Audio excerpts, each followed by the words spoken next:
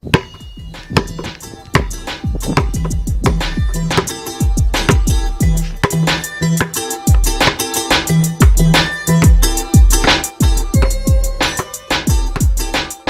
Hoop Heads podcast is brought to you by Head Start Basketball.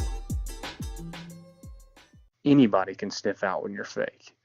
So, being real with people is definitely the way to go in this profession and really in life in general. But, just building those relationships and then building the relationships with those kids and letting them know that I had their back. And it's funny because you go along the season and, preseason and you're going along and eventually, it's in every gym, the kids are ready to play games. They're tired of practicing against each other. And so, you get out there in games and certain game situations come up where you can show you have your players back, where a kid can show that he has his teammates back. And so we talked about those things daily, that these things were going to come up. This is how we're going to be successful. But to me, the number one thing was building relationships with the people within our program. Kyle Pennington recently completed his first season as the Head Boys Varsity Basketball Coach at Russellville High School in the state of Arkansas. The team had won 13 games the previous 2 seasons, and in Kyle's first year they went 20-7 and won their conference championship. Kyle quickly established a winning culture at Russellville after having previously worked as an assistant coach at Har-Ber High School. During this episode, Kyle and I talk about how he built relationships with his players and earned their trust over the course of the season, leading to success both on and off the court. If you have a chance to leave us a 5-star rating and review on iTunes, Jason and I would really appreciate it. Tell your friends in the coaching community about the show and make sure you've subscribed so you never miss an episode.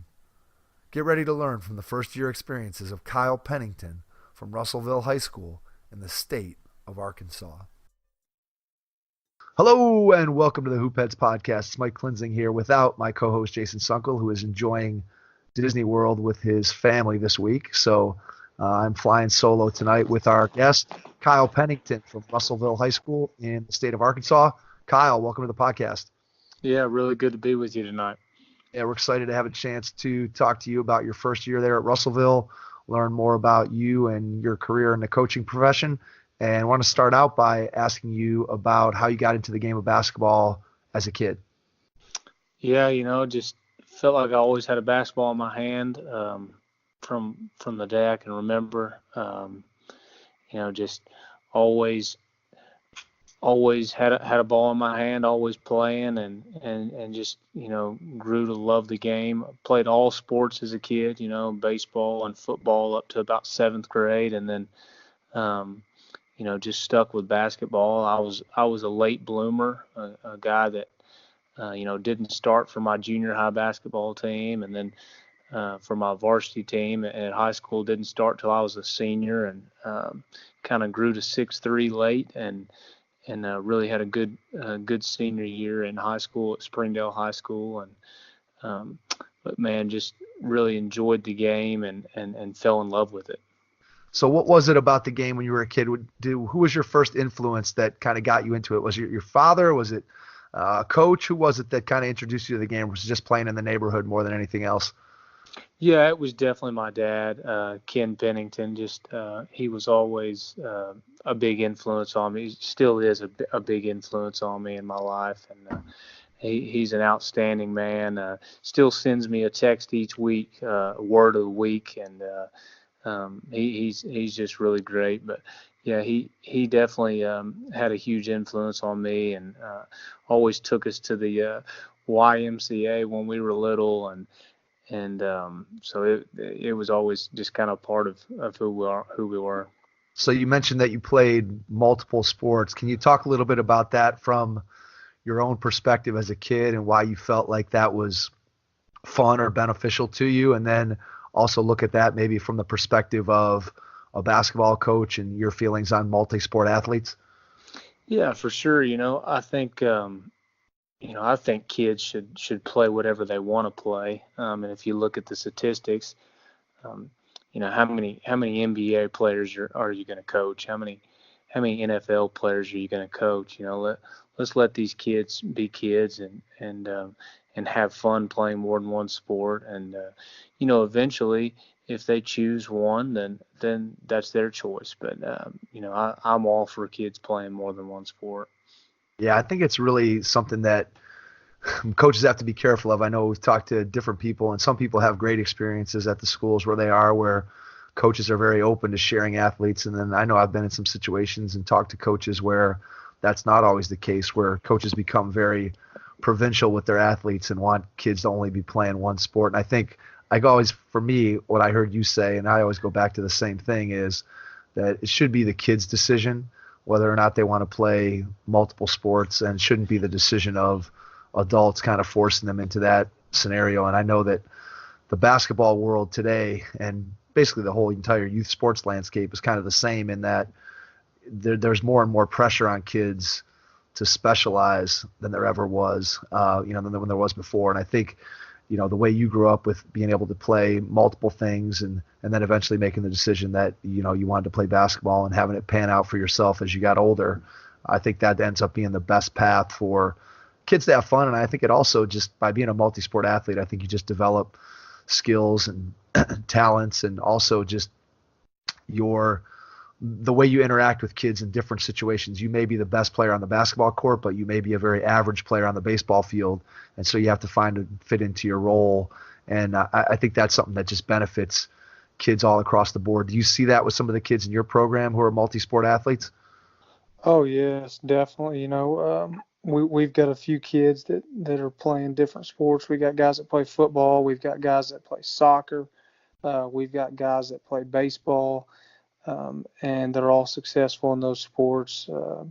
The coaching staff here at Russellville is really good about sharing athletes, and I think that is a big deal with our success. Our baseball team right now is in second place in conference, and they have a chance to win the conference if they sweep next week. And so, I think having success, it just kind of bleeds into other programs.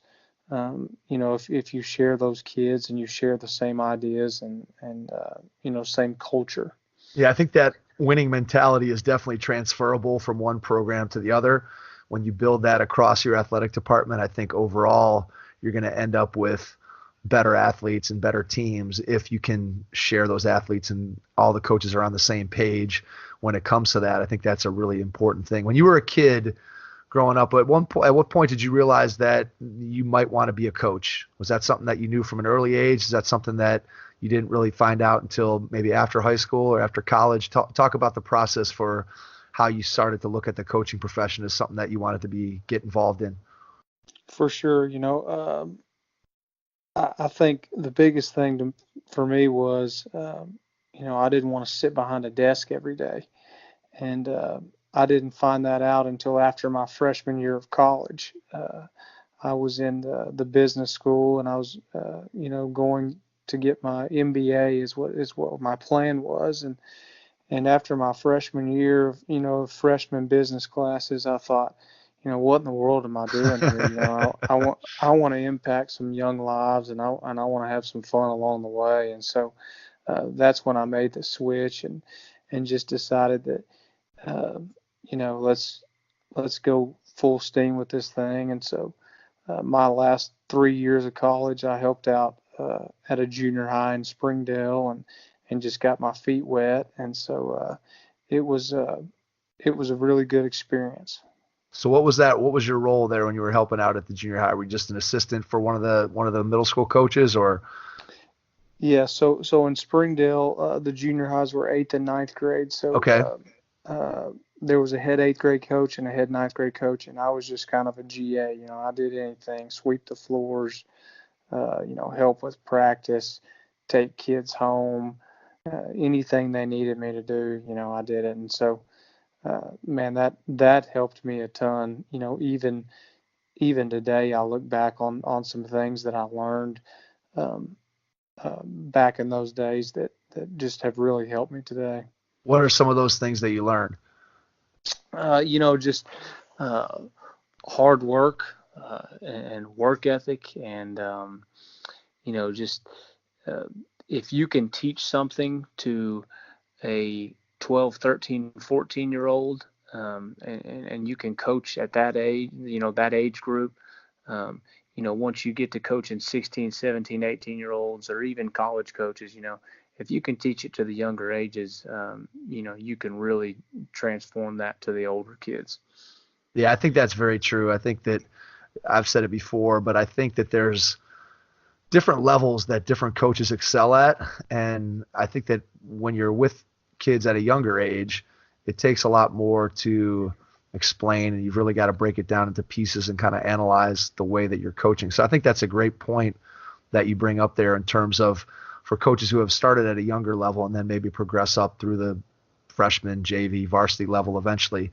I think there's something that you learn at every step of that process that enables you to be a better coach when you eventually get to whatever level it is that you're going to end up in. And then there's some people who are just happier or even better, coaching at the youth level or coaching at that middle school, junior high level for sure. So if you think back to that time and, you mentioned some of the things that you learned in terms of perseverance and hard work and just understanding what it took in order to be successful. What were some of the things that first year or two that maybe surprised you about coaching that maybe you didn't know going in? Because obviously up to that point you had seen it from the player's side, and now you transfer over to the coach's side. Was there anything that surprised you about, man, I didn't know that the coaches did that, or this was something that I didn't really understand from a playing perspective? Just how much time people put in. Coaches put in a lot of time and sacrifice a lot of time away from their families for their teams. And, that was the biggest thing I saw was, it's a full-time job, whether you're, an eighth grade basketball coach or you coach in the NBA. If you're doing it the right way, I believe that it's a full-time job, and you take it seriously and take it that way. And so I think being a college kid and walking into a situation where you're helping somebody out like that, I think, you're definitely thinking, wow, this is a lot of work, but it taught me a lot of good things. And then, I coached junior high for 6 years. And so, again, I go back to that just really helped me learn to teach the game. I think as a player, whether it comes easy to you or whether it comes hard to you, you at least you learn at your own pace. And so you got to remember that for each kid. And so, coaching at the junior high level, more than anything, just really taught me how to teach the game to others. Is there anything that you, like now that you've had the varsity experience, is there anything that you really, really like or miss about coaching that younger age group? Is there anything that maybe is different from coaching at the varsity level that you maybe miss about that level? I think obviously there's so much growth of a kid from 10th to 12th grade. But from 7th to 9th grade, the growth you see in a kid physically, mentally, emotionally, it's amazing how much different a 12-year-old is from a 14 or 15-year-old. And so, I think just seeing such a huge growth in kids, that's a big deal. And not that you don't see it in 16 to 18-year-olds, because you definitely do, but it's just such a pivotal point in a kid's life, in that 7th, 8th, 9th grade years. Yeah, my son is he's in 7th grade right now, and so he's 13, and he's grown like 4 inches in the last year and just shot up. And so I can definitely vouch for what you're saying, Kyle. 100% spot on. That already I can't believe I tell people that I'm about 6'3". My son's now about 6'1.5". Maybe I figure I got maybe a year before he starts looking down at me instead of me looking down at him. It's really cool to see the kids grow, and again, whether that's a 12 to a 14-year-old or, a 16 to 18-year-old, it's really cool to see a kid mature and kind of come into his own and find himself. Yeah, I want to make that point too, like what we talked about earlier in terms of multi-sport athletes. One of the things that I always struggle with, and I have this conversation with parents around here in Cleveland a lot, is, if you're going to have your kids specialize as an athlete at age 8, 9, 10, 11, before they hit puberty, before they go through all these dramatic changes that you and I just talked about, you have no idea if your child's going to be tall, if they're going to be fast, if they're going to be strong, what kind of body type they're going to have.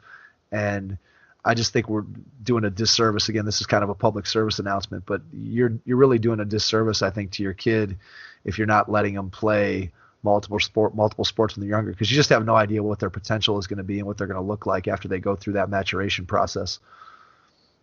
No, I totally agree. And just, letting a kid have fun, not that one sport's not fun, but, swinging a baseball bat and just the skills and, whether it's on the field or off the field skills that you learn in baseball that you can take to football and that you can take to basketball.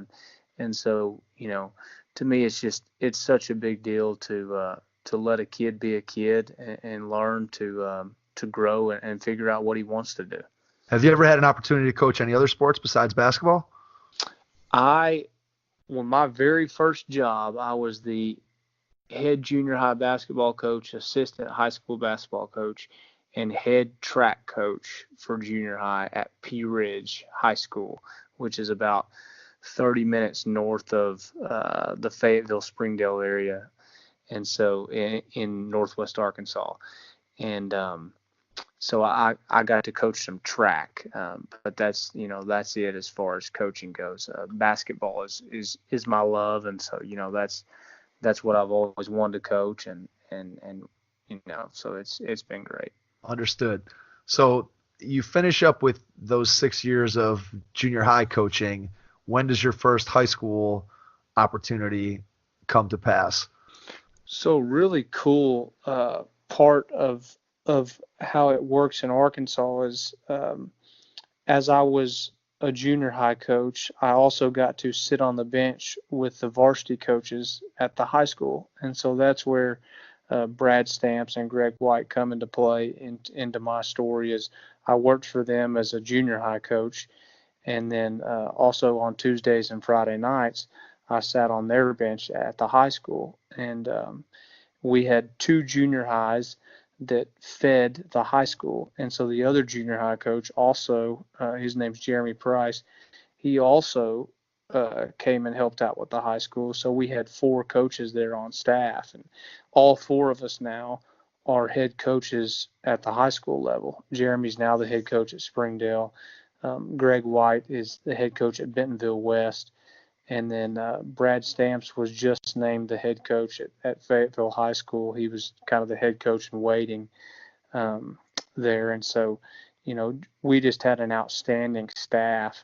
And so that was kind of my first experience at the varsity level, was just kind of on Tuesday and Friday nights observing. And then, as it went on, you're putting input into the game plan and you're watching film and you're doing all those things. And so my biggest thing to young coaches, and I'm still young, and I hope that I'm still learning when I'm 55 years old, because I think, being a lifelong learner in this game is very, very important. But to young coaches out there is, don't just expect to hop into a head high school job. Yes, you may do that.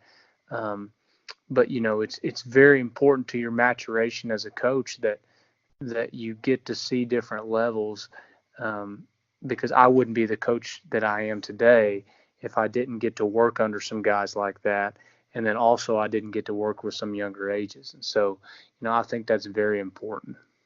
Yeah, I think when you can grab experience at different levels and under different coaches, I always really am a big believer that when you work underneath different head coaches and you see lots of different styles, especially as a young coach, I think you're trying to kind of find your way of what styles work for you, both in terms of playing style, X's and O's, but also just in terms of your coaching personality.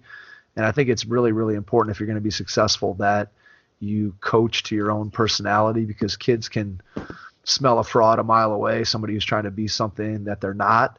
And so I think when you work underneath different bosses, you're able to see some of those different styles and how they work and kind of figure out what your own style is. Did you find yourself, as you were going through that process and getting a chance to work with Brad and work with Greg and work with Jeremy, that you were kind of taking bits and pieces from each of them and what they did well?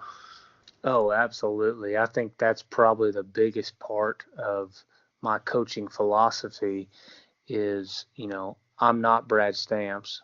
I'm not Greg White. I'm not Jeremy Price. I'm Kyle Pennington. But with that said, I think it's very, very important to, grab the good that you think from those guys, and then other things that you want to do differently, you do differently.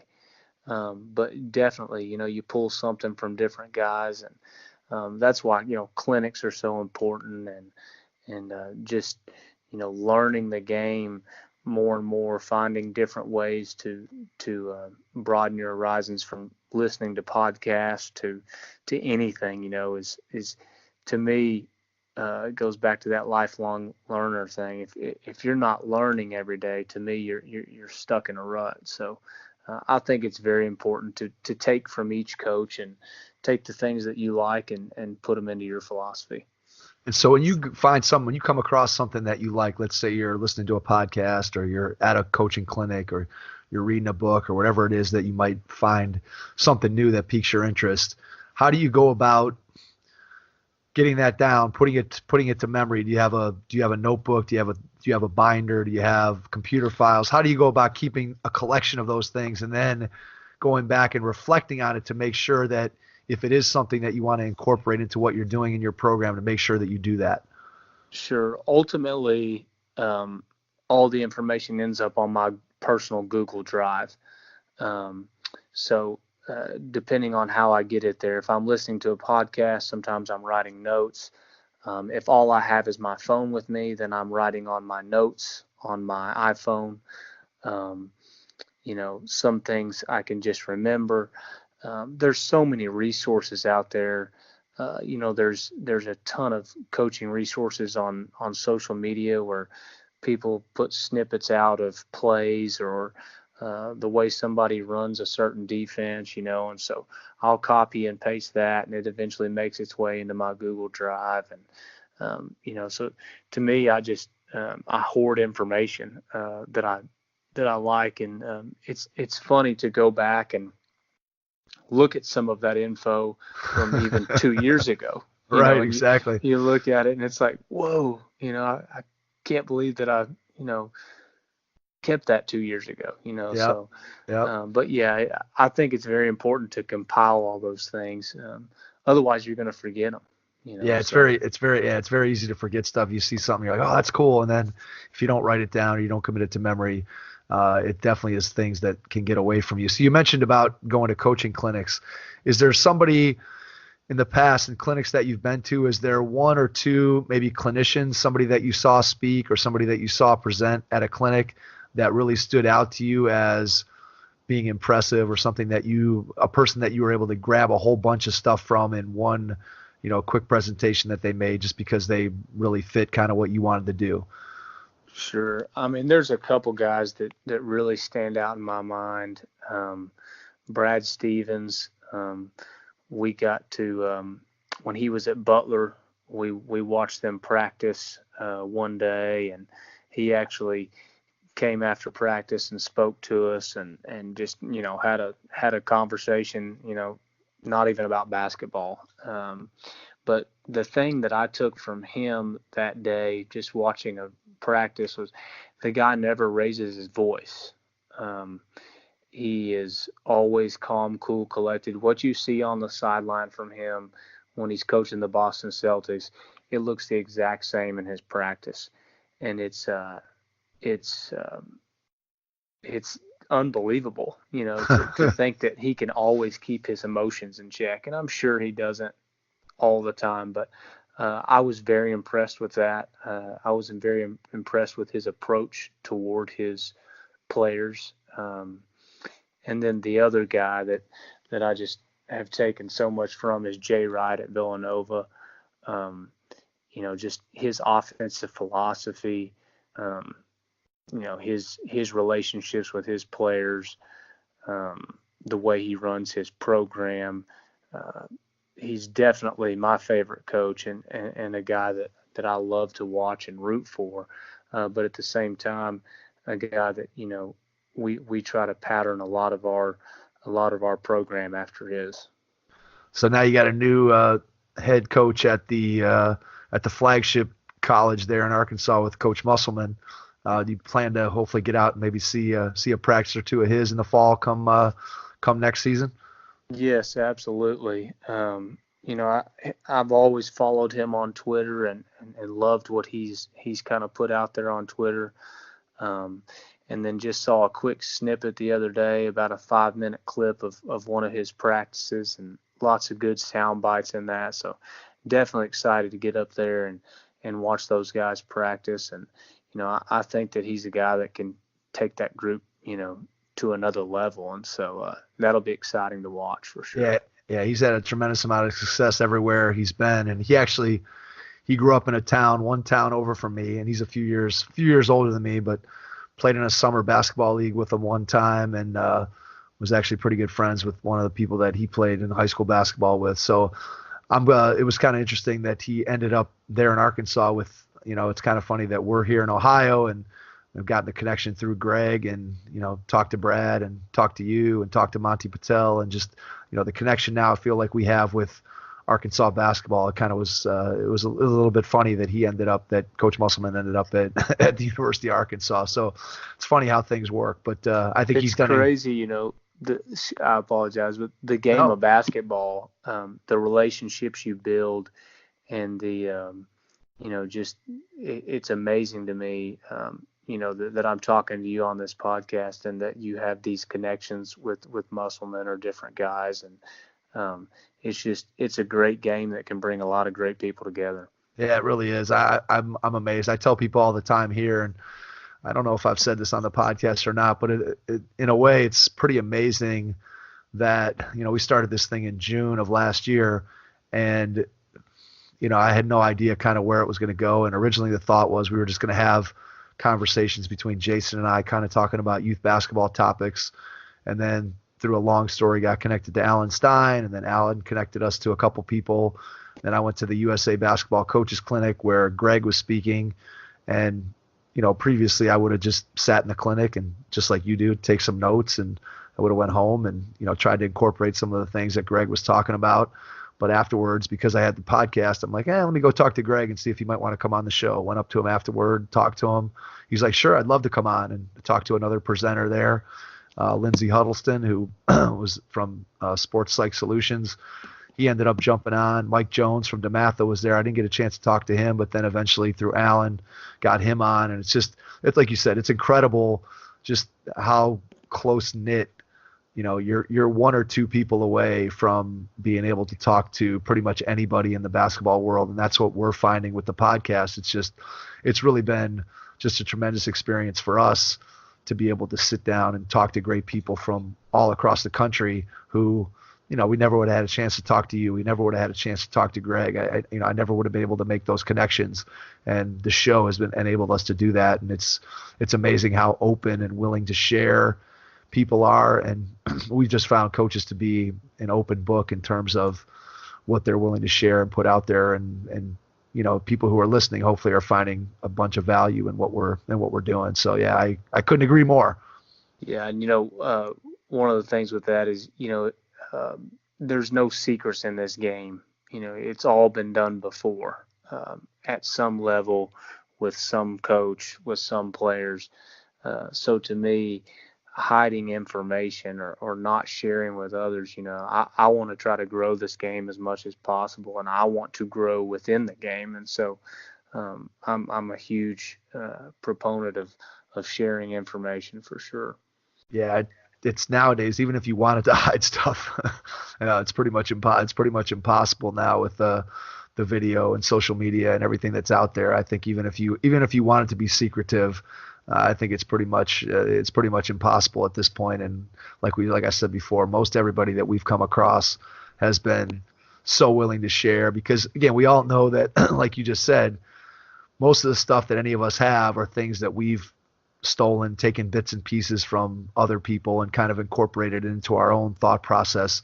And now you're just kind of sharing back out what you've borrowed from somebody else and kind of repackaged it in your own form. And I think that that's what we all do. And you mentioned it earlier, that when you go out there and you are putting together what you want to do, you've taken bits and pieces from all the guys you've worked with, all the people that you've seen speak at clinics, from videos you've watched, from podcasts you've listened to.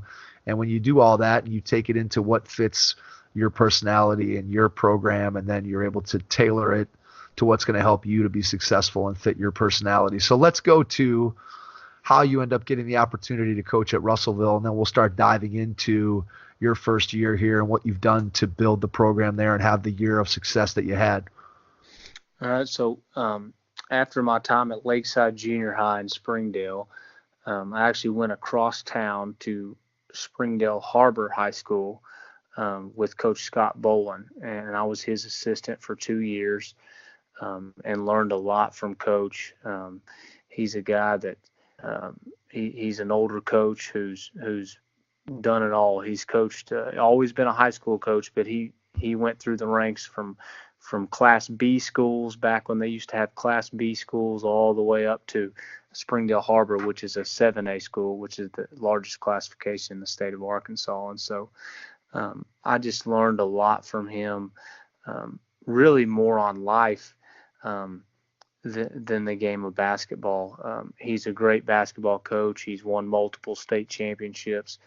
But, I think he tried to help mentor me more on the life side, and even, admitted some things, some mistakes that he had made, and had told me, I don't want you to make the same mistakes, and make sure your family's your number one priority, and some different things like that I've really taken to heart, and it's really helped me not only in my professional career, but it's helped me personally as well. And so got to work with him for 2 years. The first year we were fortunate enough to win a conference title, and then be a semifinalist in the state tournament. And then the second year with him, we were a co-conference champion, and then also, again, a state semifinalist. And so when you have some success like that, people start to take notice. And so I'm a young coach on a bench with the coach that's, later in his career. And so, some people start calling. And so the athletic director at Russellville High School, Johnny Johnson, who's an outstanding athletic director, a former basketball coach, a former college basketball coach, he called and reached out to me. And so I went down and interviewed, and Russellville's about an hour and 45 minutes south of Northwest Arkansas. And so, at first, I think my wife was a little reluctant to move 2 hours away from home, but once we got down here and saw the community and saw the facilities and just saw everything that this place had to offer, we were sold. And so that's kind of how we got down here.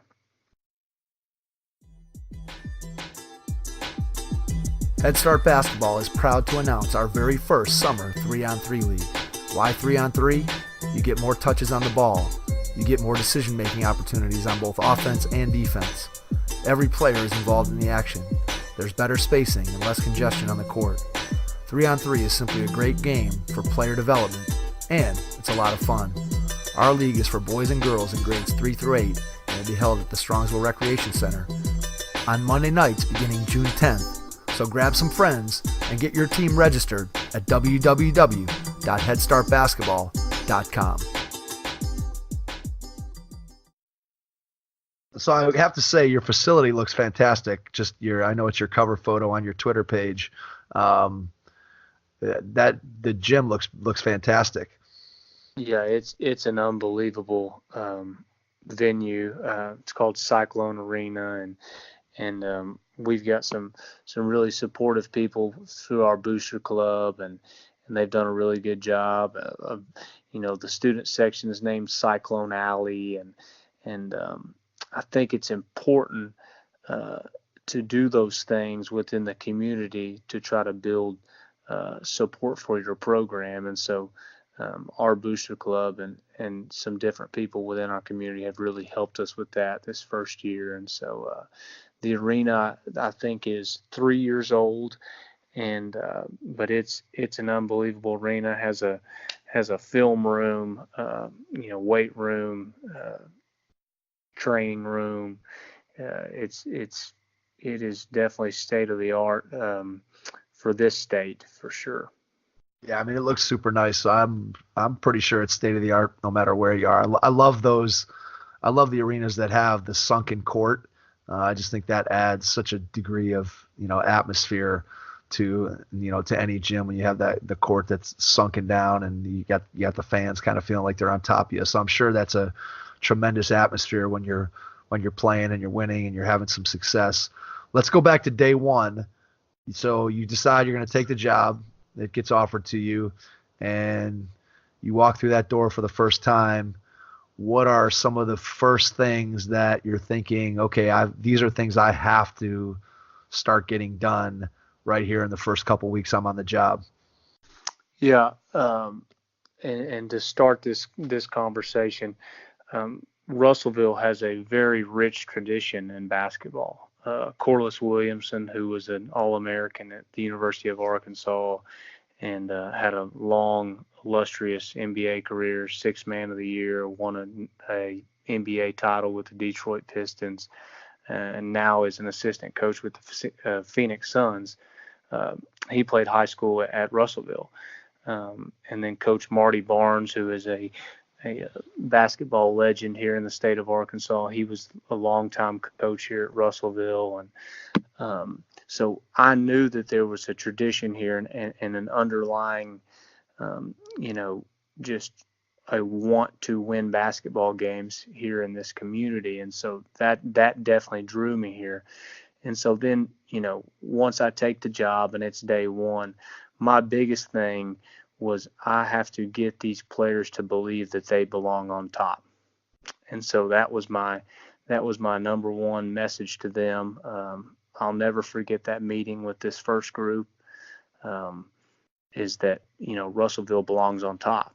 There's a ton of tradition here, and we're going to get this place back where it belongs. And, I'm sure some of those guys look back on that and they thought, God, this guy's crazy, but I just wanted to make sure they understood that I believed that we could do it with them, not with the 8th and 9th graders, not with bringing kids in or any of those things. Let's do it with you guys right here. You deserve this.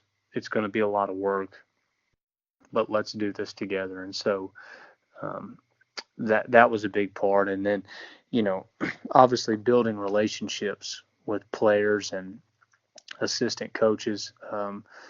My top assistant, Shelby Lewis, is an outstanding coach who has a huge career in front of him.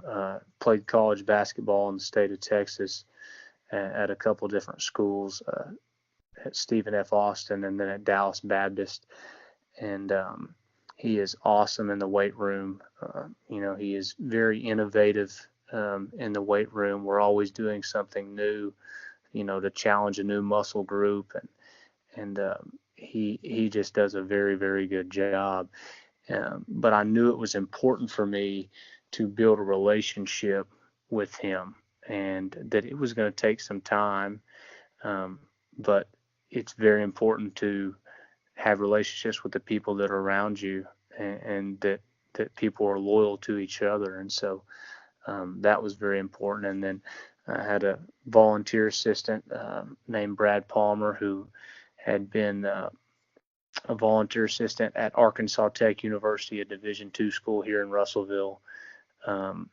And he wanted to jump in with us. And so it was very important, to just build relationships with those guys. And had a grad assistant who was a student at Arkansas Tech named Dylan Kinney. And so just all these guys is, the things that I pull from some guys in the past, or whether it's Scott Bowen or Brad Stamps, that building relationships with people is, if not the most important thing in your program, then you're eventually going to suffer.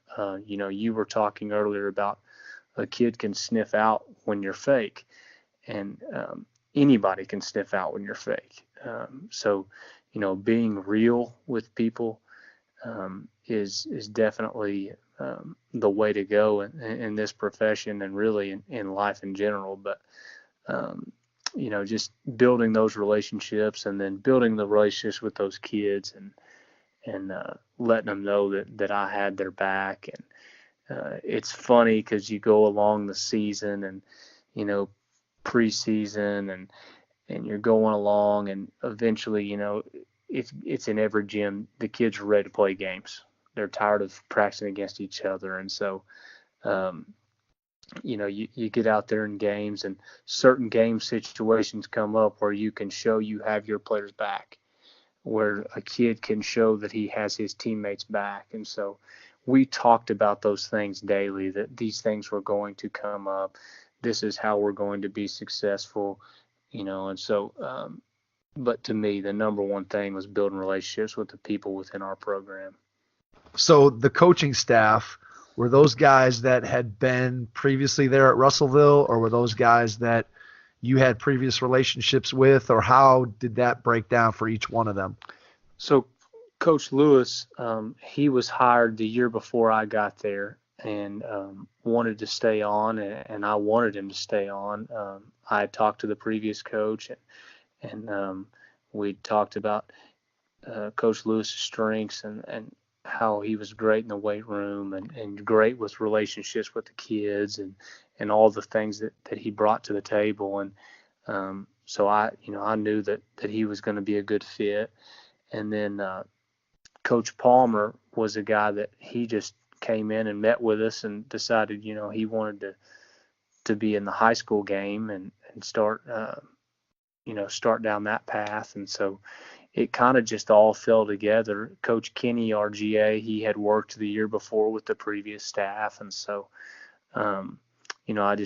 they all kind of figured out their role within our program as far as what I wanted from each of them. And, that takes time, just like a relationship piece is just, what each individual coach can bring to the team. And so, very, very important. And again, those relationships, and I'm huge on the culture of the team. I think if your culture is good, good things are going to happen within your program. And Coach Palmer has been very good.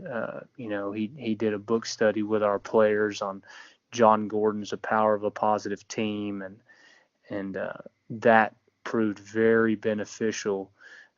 Once you get into the grind of the conference season, it definitely helped the culture of our program. So when did you do the book study? How did you build that into your season, your practice schedule? Because that's something I think more coaches should do that, because there's so much value out there there's just so many great books, that you could find value in with your team. And John Gordon's are all excellent because they're quick and they're easy reads, but yet there's so much that you can pull from them. So talk a little bit about how you incorporate that into your daily routine. Yeah, so once a week, Coach Palmer would sit down with the guys after practice, and we would, I think sometimes even before practice, we would all be in the locker room, and all the coaches, anybody that's a part of the program, managers, were all in the locker room, and we would just go chapter by chapter. And at first the kids are making looks at each other and kind of giggling and laughing, but eventually, as you go on and you're teaching them these values, and you're teaching them these things that make great teams successful, and then they see it happen, and they see it in real life, it just, it clicks in their mind. And so that was my biggest thing to our staff too, is, at first these kids are probably going to look at this like, these guys are nuts. But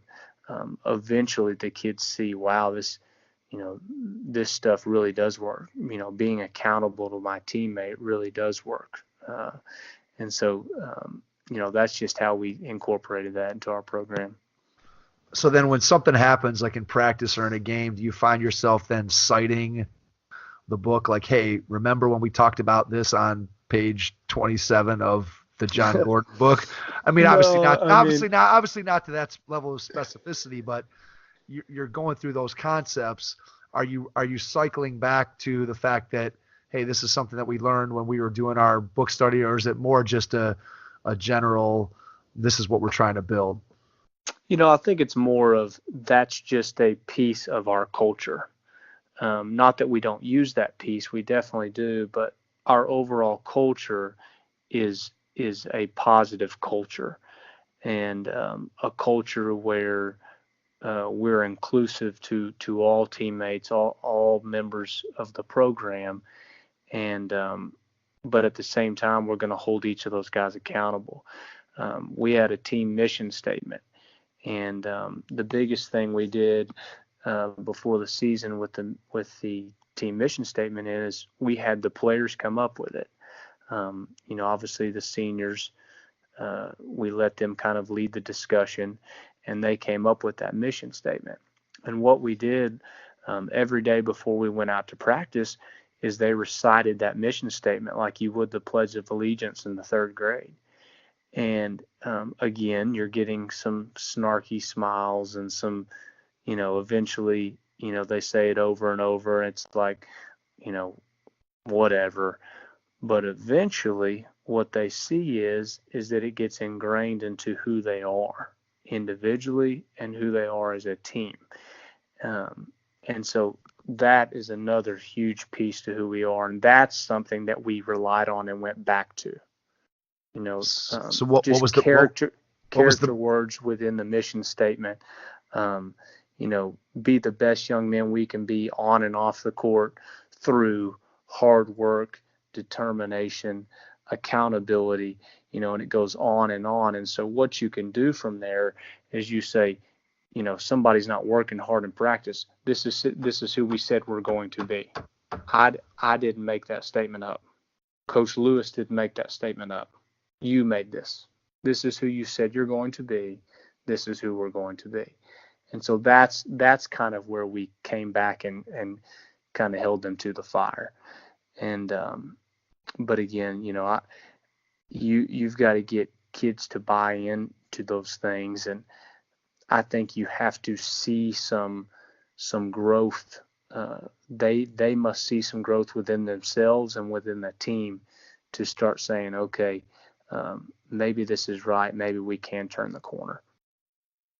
Registration is now open at www.headstartbasketball.com for this summer's Head Start basketball camps.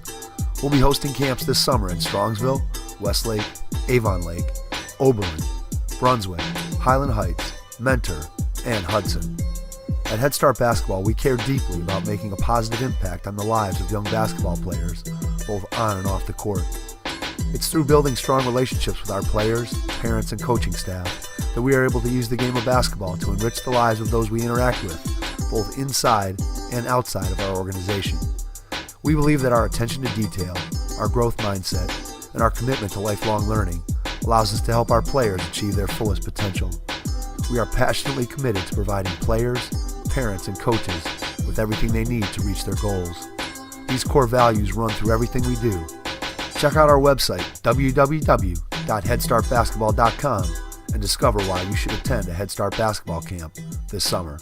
Hope to see you there. So how do you go about doing that on a day-to-day basis as a brand new coach in a brand new program? What are you doing on a daily basis? Let's go back all the way to, the fall, to the preseason. What are you doing to start establishing the cultural norms that you're going to want to see throughout the course of not only this season, but on through your entire tenure there? Mike, we had a practice, Mike, where we did rebound outlet for about 45 minutes to perfection. We did throw it off the backboard, get a rebound, throw it to your outlet man, run wide, jump stop on your pass, make a crisp pass, make the layup, do the same thing on the other end. The most basic fourth grade basketball drill. And these kids were going insane because I would make one little detail where they didn't get it correctly. And so basically the drill is you've got to do it on both sides perfectly. And we did it for 45 minutes. Well, the next day it didn't take that long because they did those little bitty details exactly like I wanted. And so did it take a long time? Yes. Were we way behind? Absolutely. To start the season, we were definitely not at our best, but at the same time, something I took from someone in the past, a previous coach that I'd worked under, is you don't want to be playing your best basketball in November or December. You want to be playing your best basketball in January, February, and hopefully in March. And so we were definitely behind, but to me, it was setting the standard of our program. This is our standard. This is who we are. This is who we're going to be.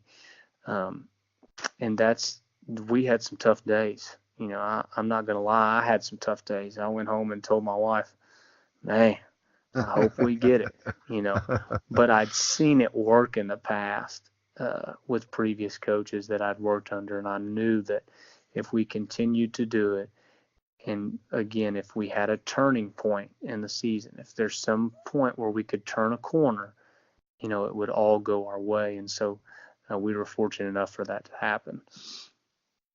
So what was that turning point? What was the moment, if you can point to it, where suddenly it seemed like, hey, everybody's bought in, the kids, that light came on for them, and they're like, yeah, we're with you, coach?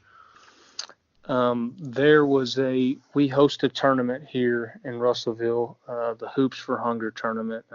Again, our athletic director, Johnny Johnson, came up with this idea. And so we partner with local food banks, and each team brings canned goods and cereal and tries to beat the other teams. And so it's a really cool experience. But we had been very average, very up and down, probably right around 500 up into this point. And this tournament is in late December. So this is right before conference season. Conference season runs January and February here in the state of Arkansas. And so we're in that tournament, and we won our first two games, and we're in the final against Baptist Prep. And Baptist Prep they were a 4A school, but they moved down to 3A in the new classification numbers. And they had won 2 or 3 state championships in a row previously. They have a guard named Isaac McBride, who is signed to go to the University of Kansas to play for Bill Self, best player in the state of Arkansas, unbelievable player, and an unbelievable program with a lot of success. So we're playing them in the finals of the tournament. We're down 12 at halftime, and I kept telling these guys, we're going to shock the state tonight. Tonight's our night. And so as the game's going on, we just continue to fight. And eventually that 12-point lead is a 3-point lead. And eventually we grab the lead. And we end up winning the game, a high school basketball game, 88-85 in regulation. There was a lot of shots made by both teams. Isaac McBride scored 58 points on us. Wow. Yeah, it was very impressive. He went 10 of 13 from 3. But we also had some guys really step up, and we had 4 guys in double figures, and a senior guard named Bo Mathis, a kid that I will remember for the rest of my life, who, because of the turnaround that he made and the buy-in to the program that he made, and he had a great night, had 29 points and had hit 7 threes. And so that was our turning point. They knew when they won that game that they could beat anybody on our schedule. And so that was a huge momentum and a huge turn of the corner, as I say, for our program and for our team this year. So when that is done, like, do you know that in the moment, like you come back to practice the next day or, in the next several days, and do you see a difference in the kids after that turning point? Oh, sure. We saw it after the game in the locker room. The coaching staff walked in the locker room and they start dousing us with water bottles like they won the NBA championship. And some people may think that's dumb or, show you've been here before. Well, that's a raw moment in a locker room. And I knew at that moment, these guys know that they can compete and win against anybody on their schedule. And so you definitely saw that, but there was definitely a hop in their step, the next week, and it propelled us to a conference championship, 20-7 record and a 12-2 conference record, and just an outstanding year by these young men. So you have that, and you obviously from the year before, you improved tremendously, and probably I would guess wasn't necessarily expected. I think. I mean, obviously you expected it, but from outside people. I would guess that outside expectations were somewhere around 500, maybe a little over a 500 record.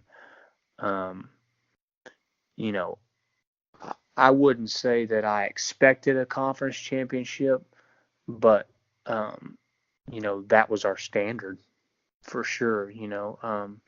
Now, did I believe we would get there in the very first year? That like I said, there were some rough days that maybe I didn't. But once I saw that they believed, once we turned to that corner, I knew anything was possible for sure. So the question becomes now, how do you take that first year of success and sustain it? What's the plan moving forward for your varsity program all the way down to your youth program? How do you keep Russellville where you want it to be year to year? What are some of the things that you're going to do between now and next season to continue that success and continue to build for the long-term success of the program? I think there's that's kind of there's a twofold answer to that. One, our standard is our standard. Who we are and how we play and how we work daily is what we're going to hang our hat on. So there's that side, and then the other side is how can we grow? As a coach, you're almost never satisfied as far as we had an outstanding year with this group, but how do you grow and win another conference championship and then take that to the next level and win the state championship?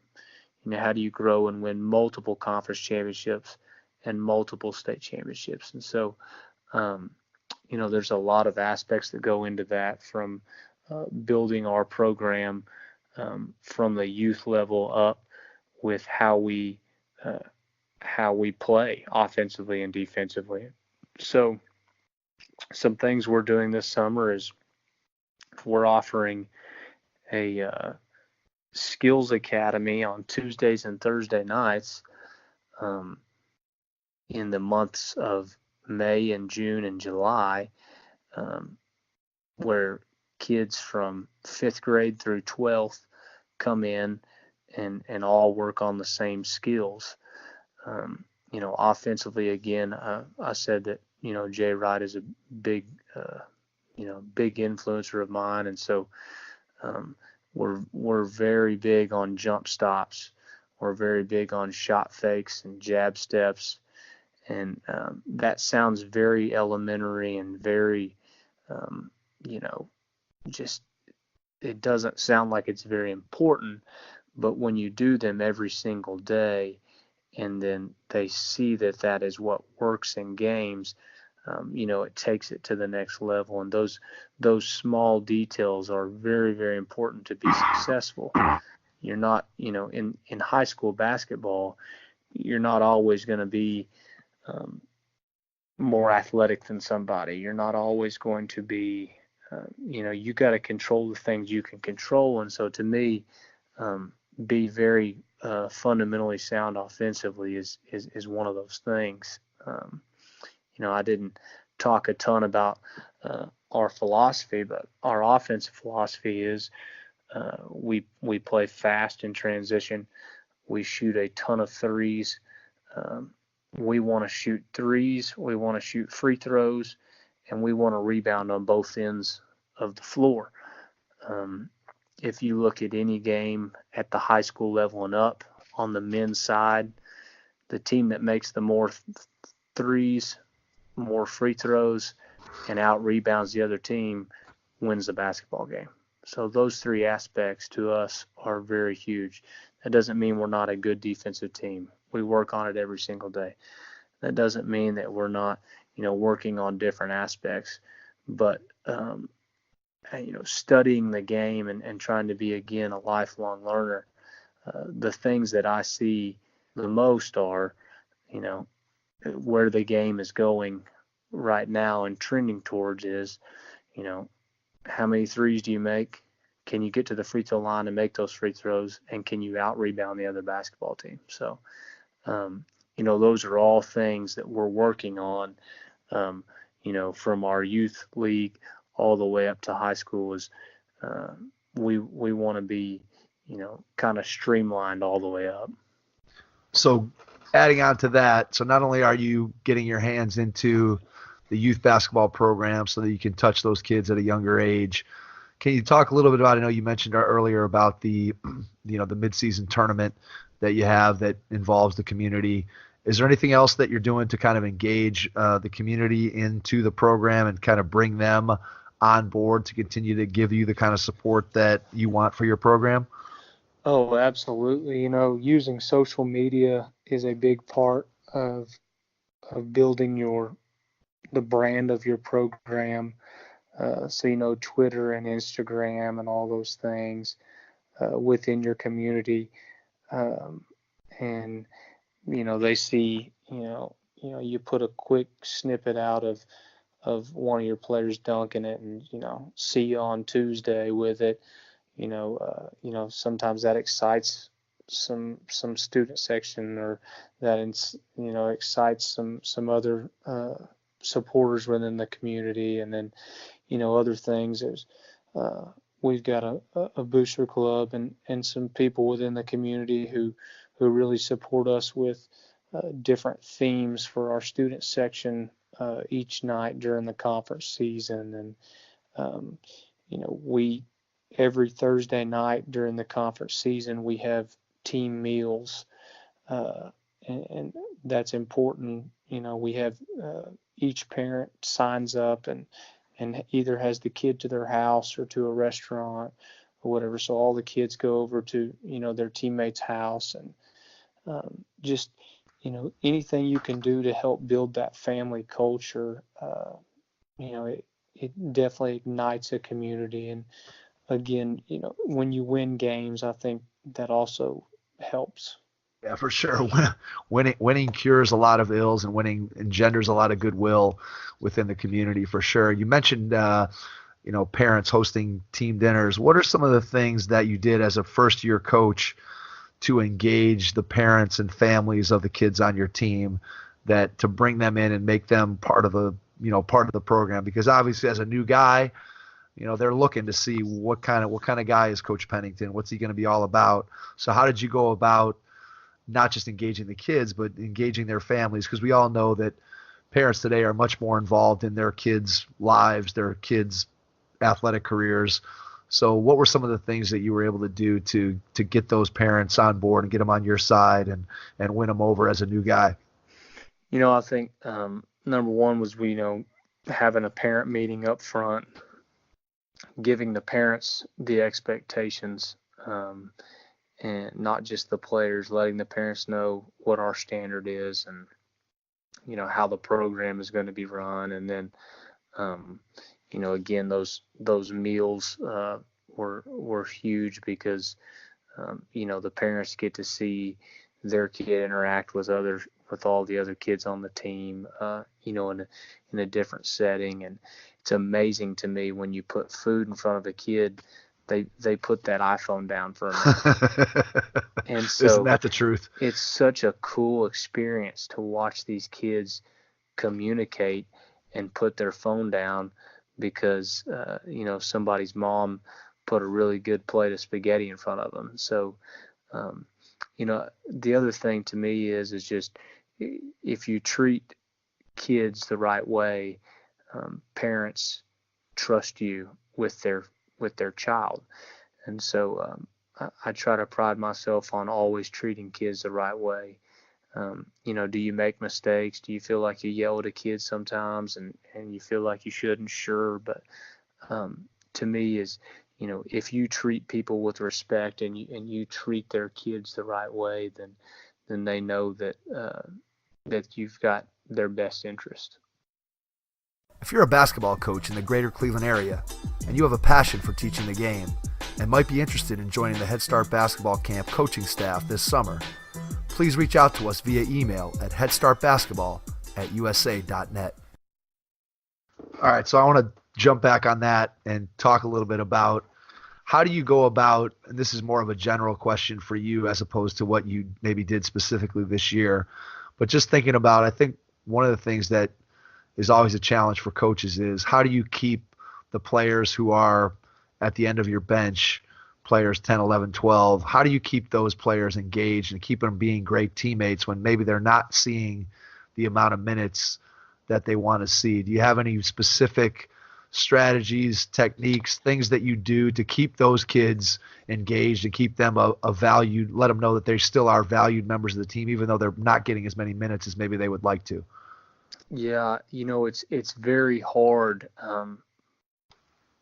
for a 16, 17, 18-year-old kid to understand, why somebody plays 28 minutes and why somebody plays 10 and why somebody plays 0.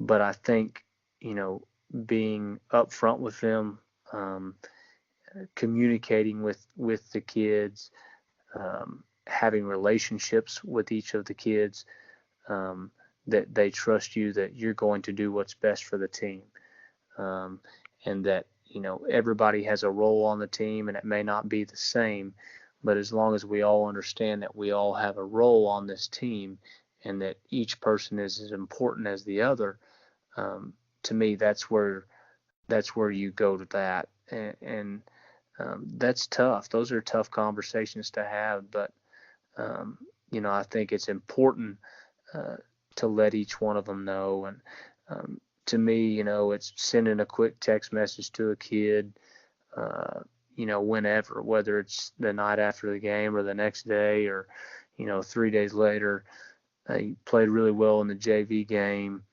hang in there, your time's coming. Just little messages to the kids that let them know, hey man, I care about you here, and this is much more than the game of basketball. And so, just building that relationship with each kid, there's no perfect answer to this. It's just, how do you as a coach want to build your culture and build your team?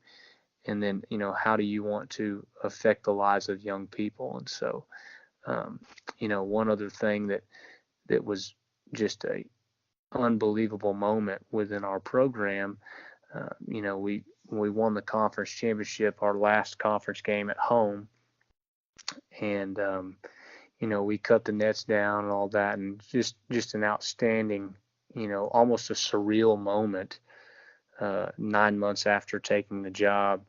But then you walk in the locker room and see a group of guys, just together, bonded forever. And the coolest part of that experience in that locker room was, we had some really open conversations, and just talked about, this is a great feeling, but wait till you say I do. this is an outstanding feeling that you'll never forget, but wait till you hold your baby for the first time.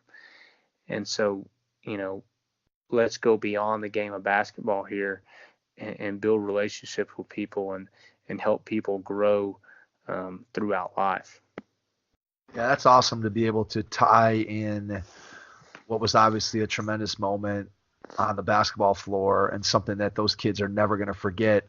And yet I think it's so critical that you tie those great basketball moments into life lessons and into moments that they can take and not just apply on the basketball floor, because you said it at the very beginning, not all of them are going to be going to the NBA, and they're going to have more important moments in their life than winning a basketball conference championship, even though in that moment it may not feel like that. That may feel like the most important thing that they've ever done.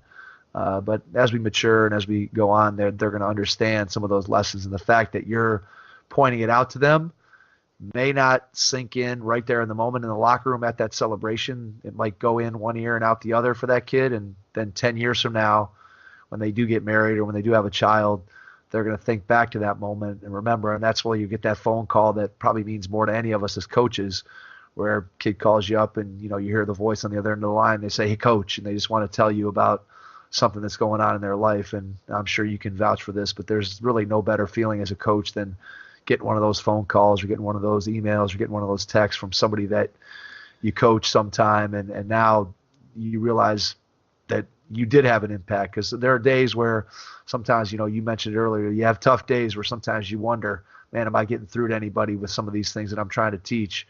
And eventually, that reward pays off. It may not pay off 10 seconds after you say something, but it often does 10 years after you say something. Yeah, and it's funny. This is another thing that I learned from Scott Boland at Har-Ber High School was, those moments always come at the right time as well. When maybe you are struggling, or you do feel like,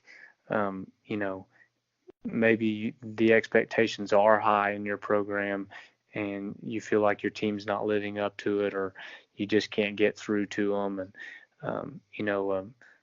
a former player FaceTimes you for 15 minutes at home and interacts with your 2-year-old and your wife and just makes you realize that this is more than winning basketball games, and if you keep that in perspective and understand that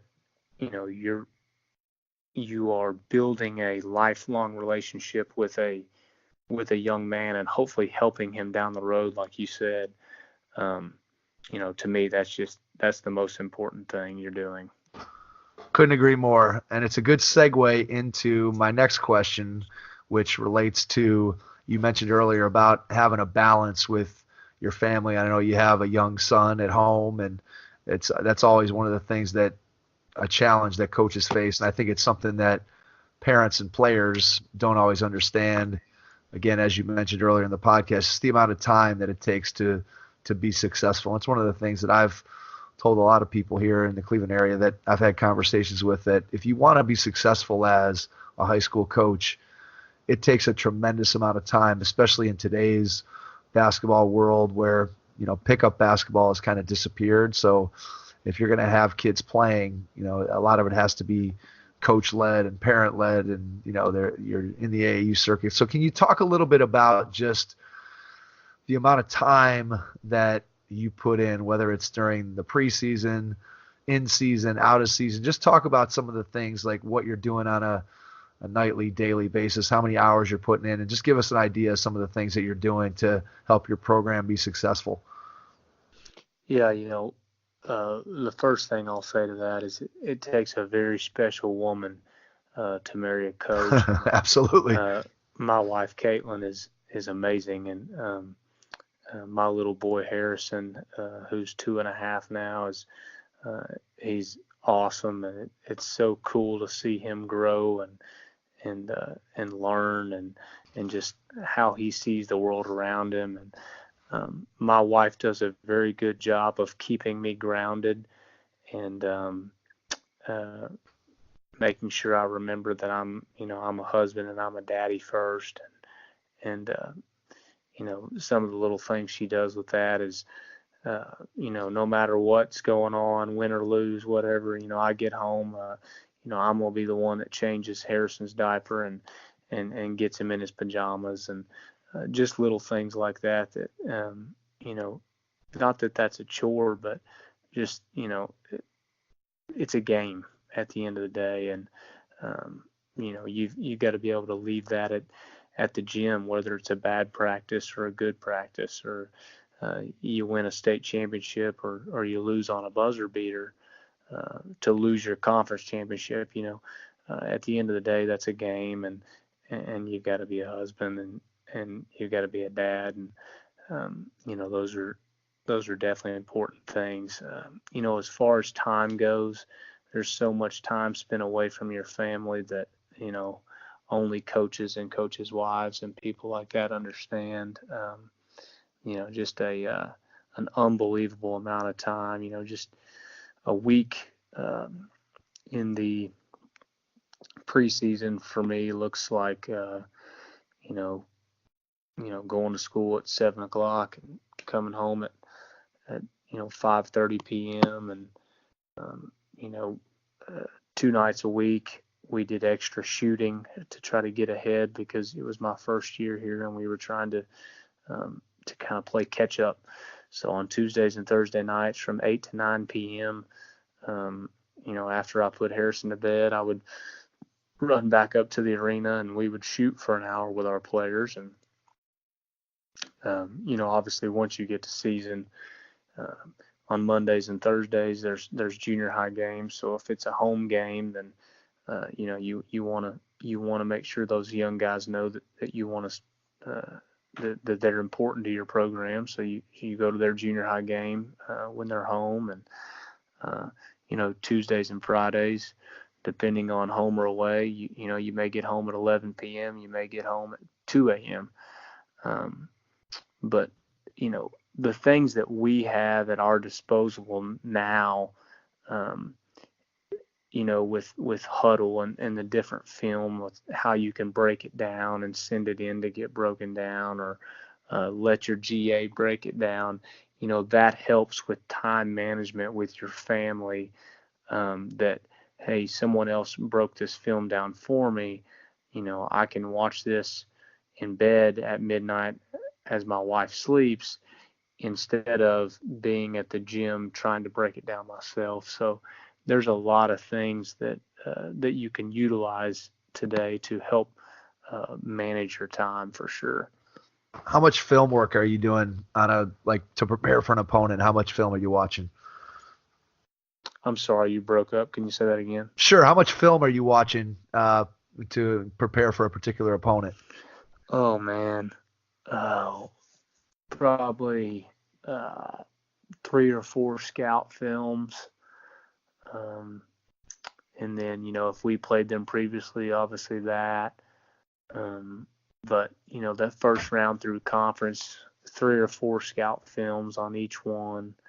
Our film database, we got an email the other day from Huddle saying that we were like 300 hours over our allotted film, and time to update your plan, right? Yeah, they needed us to delete film or update our plan. That's funny. Man, I'm huge on film. I just feel like you can really pick up on players' tendency, coaches' tendencies. That's a whole nother conversation I could have with you for 2 hours. But for sure, that is we definitely utilize film. How much are you sharing of the film with your guys? So how much film do they watch on a weekly basis during the season? Like, do you pull out snippets for them, or is it mostly you're watching the film and then just relaying it to them through drills and things that you're doing in practice? Yeah, I think it's very important just to pull out snippets. If you have those guys in that film room too long, just the society we live in today is just, it's like people don't watch SportsCenter anymore. They just get on Twitter. There's no reason to watch SportsCenter. I can watch Russell Westbrook, miss a game-winning shot, right here on my phone. And so the same thing with with kids these days is you have to understand their culture and how they think, and so to me it's just quick snippets of these are some things we really want to focus on defensively. These are some things we really want to focus on offensively. Let's go execute those things. And a lot of times we would split that up into 2 days. So we would, if we're playing on Friday, on Wednesday after a Tuesday game, we'll come in, hey, great job last night, kind of go over that. And then, hey, here's some snippets of what we want to do for Friday, go practice. And then on Thursday, hey, here's a few more, and then get them out of there. You don't have 15, maybe 30 minutes max where, you're going to lose them if you keep them in there much longer than that. Yeah, it's so amazing. Those technologies to me are just incredible. I think back to the time when I was playing, and, it was a long time ago. I'm 49 years old, so I haven't played, where I'm watching film for a long time, but I just think about the VHS tapes and trying to hit the rewind button and get to the right spot, and you overshoot it by a minute, and then you're watching the same thing over and over again. And it's just, it's all grainy, and the manager forgot to move the camera to the other end of the floor.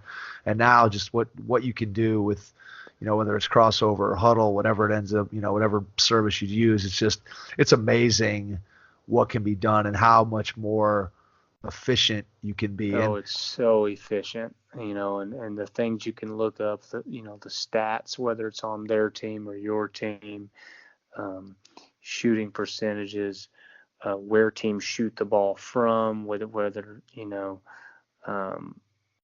with shooting charts, and it's all right there at your fingertips as long as you get all the information into it. And so, man, it's unbelievable, and it's things that, just trickle down. Everything trickles down from the pros to college to high school to,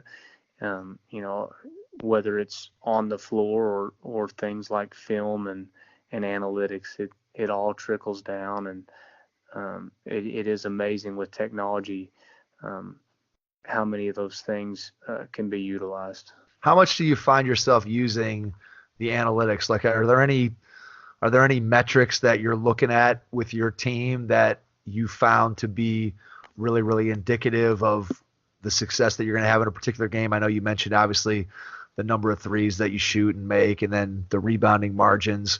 But is there anything else that maybe is a little out of the box that you found that, hey, when we do this or when the opponent does that, that leads to the outcome that we're looking for? Offensively, I look at our shooting chart for us, and I obviously look at the threes, and then how many times we shoot the ball at the basket or get fouled and get to shoot free throws. Again, those are huge to me. If we can shoot 75% or better from the free throw line, that's a huge number to me.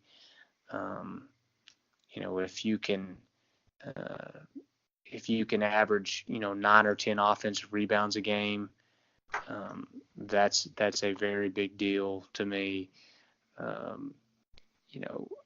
We want to score in the 60s, and so how do you get to that magical number of 60? Some people think, well, it's just the game of basketball. Well, to me, I think it's the way you play, and I know that's just going back to those three things, but making three-pointers, getting to the free throw line, which is two-folded. That means taking shots and getting in the paint on the other team, against the other team, and then out-rebounding that other team. How many extra possessions can you get? So if you average 9.5 offensive rebounds a game, that is 9.5 possessions that you are taking from the other team. That's 9.5 times that you might be able to score 2 or 3 more points. And so, those things are obviously, all very important. And, I think we really pride ourselves on the extra pass and sharing the basketball. And so we had 4 kids average double figures this year. And what we talked about is because that ball always moves, it always hits the next guy. and the next guy's always open. And so those are all little things that we would show them on film.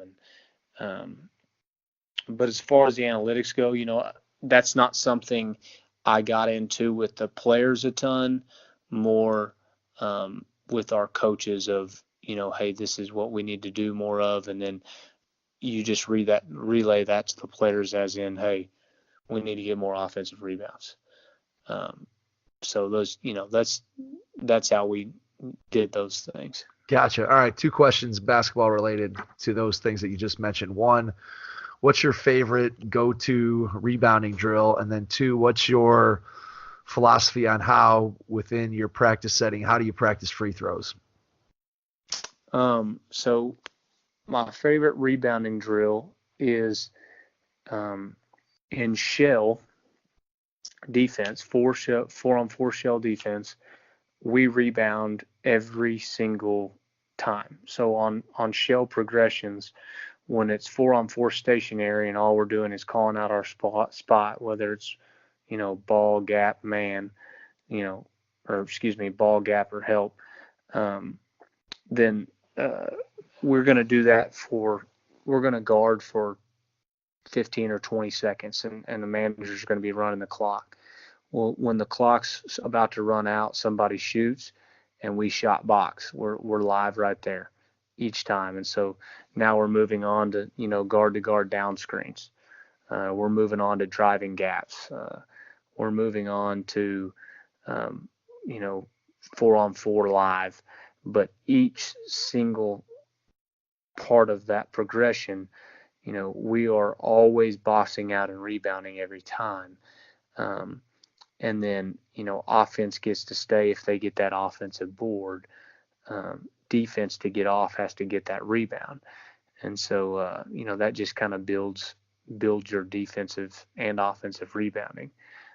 When it comes to free throws, I got a really good drill from a coach that I'd previously worked with.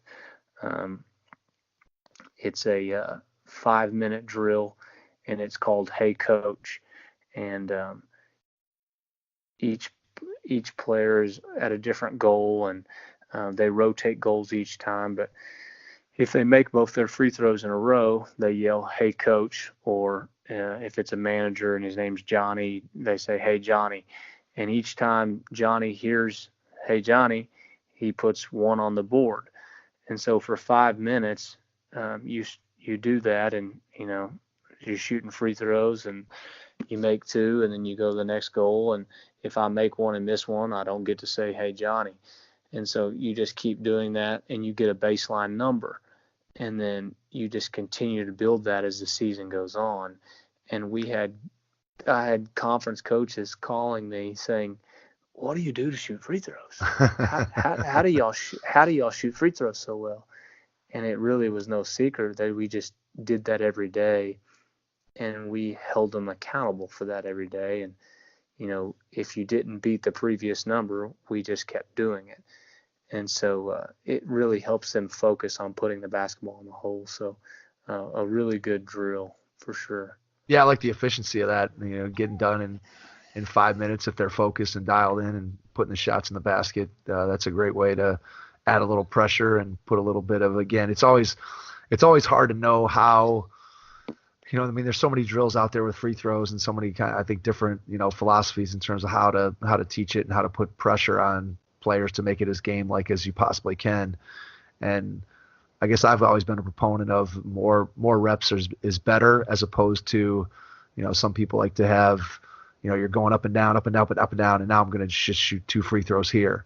And because that's kind of what you do in a game. But I still think you need the reps, and I'm not sure how many kids are out there on their own shooting 100 free throws a day, the way I might have been when I was a kid playing.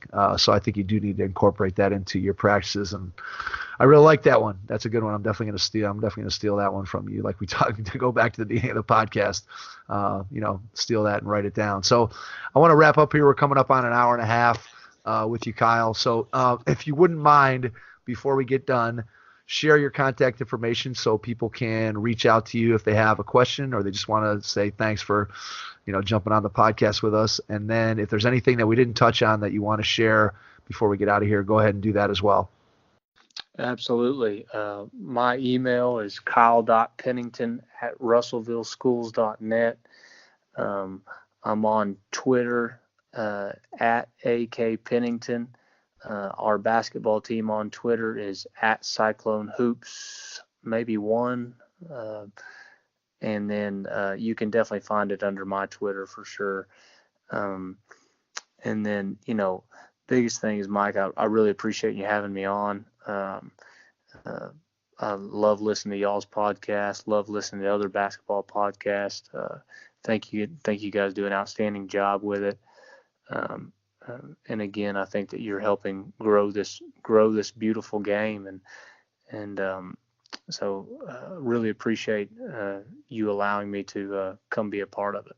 No, we appreciate you again taking an hour and a half out of your day to come and talk to us and share with coaches. And really, that's our mission here, is to be able to provide great information for other coaches and parents and players, and really try to grow the game and make the game of basketball better. And by getting a chance to talk to great people like you and have great audience out there that is finding value in what we're doing, that's really, to me, what it's all about. So again, we can't thank you enough for jumping on. And to everyone out there, we will catch you on our next episode. Thanks. Head Start Basketball's Player Development Academy offers Cleveland area players a unique opportunity to improve their basketball skills. Regardless of a player's age, skill level, or position, training with Head Start Basketball will elevate your game to the next level. Do you want to improve your ball handling, become a better shooter, or develop into a more skilled, confident player? Our Academy classes offer training that's designed to do just that. Our training sessions are innovative and will have you learning skills that are transferable to actual games. We have 4 different class skill levels for boys and girls, ages 4 and up. All Player Development Academy classes will be held at the Strongsville Recreation Center. For more information or to get registered, please visit www.headstartbasketball.com. Thanks for listening to the Hoop Heads podcast, presented by Head Start Basketball.